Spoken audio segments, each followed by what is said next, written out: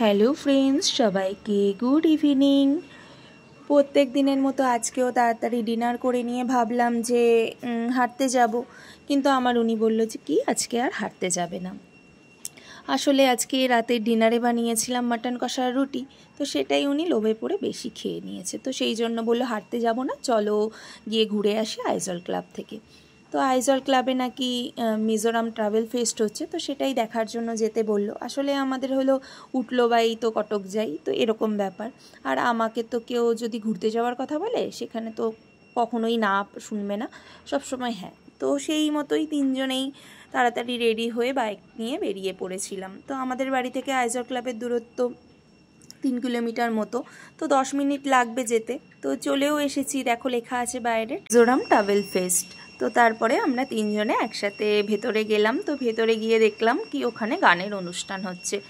তো এখানকার local language Mizo ল্যাঙ্গুয়েজে ওদের গানগুলো হচ্ছে, আর্টিস্টরা এসেছে, 3জন আর্টিস্ট গান করছে, আর তার সাথে এখানকার লোকাল মিজোরা ওদের গানের সাথে সাথে পা মেলাচ্ছে।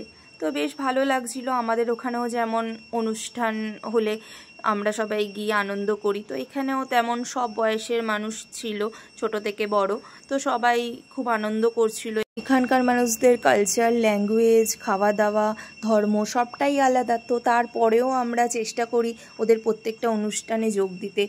এলে ভালো লাগে ওদের সাথে। আর ওরাও, আমরা যে বাইরের, ওরা বুঝতে দেয় না, ওদের মানে ওয়েলকামটা ওদের এতটাই ভালো হয়, যাওয়ার সাথে সাথে ওরা একদম আপন করে নেয়। তো আমাদেরও সেই জন্য যেতে বেশ ভালো লাগে। তো আমরাও ওদের সাথে সাথে একটু পা মেলালাম, আনন্দ করলাম। তো বেশ ভালো লাগছিল।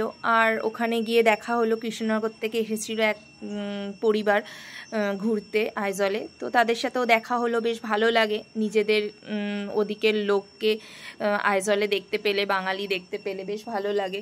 তো সেই জন্য ওদের সাথেও একটু কথা হলো। তো দেখো এই মিজো লেডি আমাদের কিন্তু চেনে না, কিন্তু দেখো ছেলেকে নিয়ে নাচ করছে। তো যাই হোক, আমরা অনুষ্ঠান দেখার পরে নিজেদের মতো মজা করে, তো নিচেই একটা পার্ক ছিল, তো সেখানে ছেলেকে নিয়ে এলাম, যেহেতু এটা ছেলের খুব পছন্দের জায়গা। তো দোলনা, স্লিপ সব কিছুতে ছেলেকে চড়ালাম।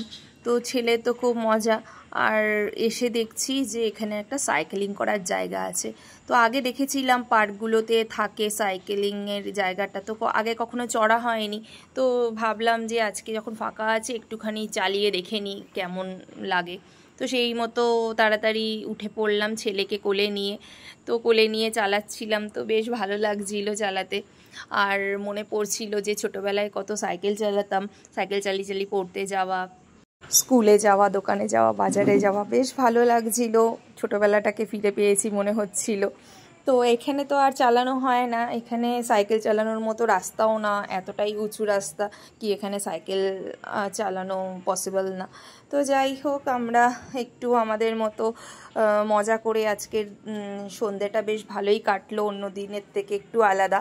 তো আমরা বাড়ি ফিরে যাচ্ছিলাম ওখান থেকে। তো যাই হোক, আজকের ভিডিওটা এইটুকানি। দেখা হবে নেক্সট কোনো ভিডিওতে। সবাইকে টাটা, গুড নাইট।